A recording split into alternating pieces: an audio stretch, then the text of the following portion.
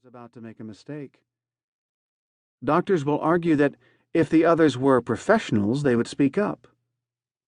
But in many a hospital, the nurses will tell you that doctors feel free to yell at nurses in a punishing way, which creates a climate where nurses will certainly not speak up. Doctors engage patients in one-way conversations in which they ask only enough questions to make a diagnosis, and sometimes make misdiagnoses because they don't ask enough questions before they begin to tell patients what they should do. It struck me that what is missing in all of these situations is a climate in which lower-level employees feel safe to bring up issues that need to be addressed, information that would reduce the likelihood of accidents, and, in healthcare, mistakes that harm patients.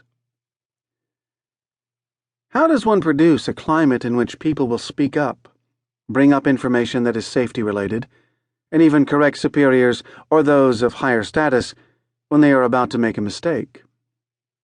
The answer runs counter to some important aspects of U.S. culture.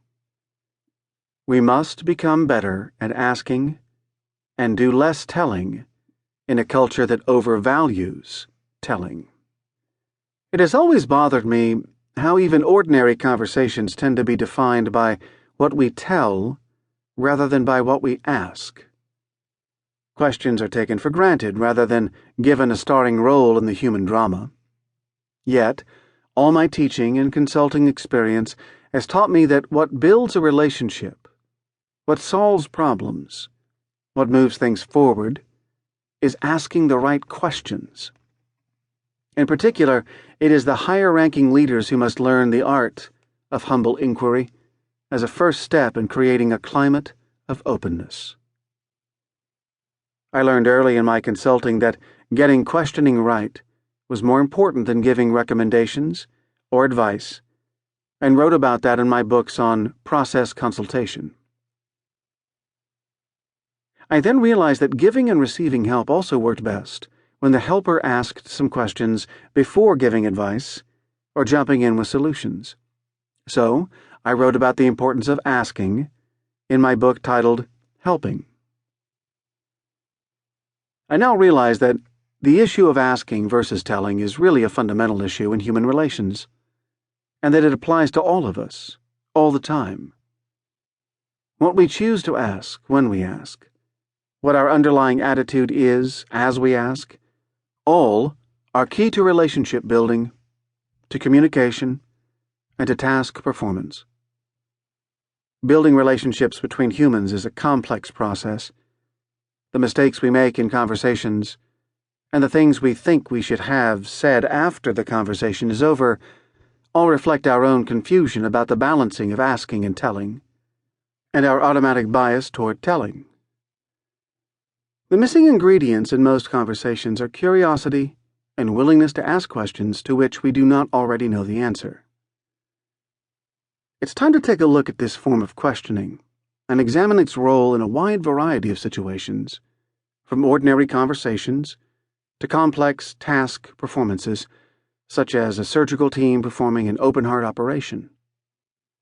In a complex and interdependent world, more and more tasks are like a seesaw or a relay race. We tout teamwork and use lots of different athletic analogies, but I chose the seesaw and the relay race to make the point that often it is necessary for everyone to do their part. For everyone to do their part appropriately requires good communication. Good communication requires building a trusting relationship, and building a trusting relationship requires humble inquiry. This book is for the general reader, and in this case, the general listener, but it has special significance for people in leadership roles because the art of questioning becomes more difficult as status increases. Our culture emphasizes that leaders must be wiser, set direction, and articulate values, all of which predisposes them to tell rather than ask. Yet it is leaders who will need humble inquiry most because complex, interdependent tasks will require building positive, trusting relationships with subordinates to facilitate good upward communication.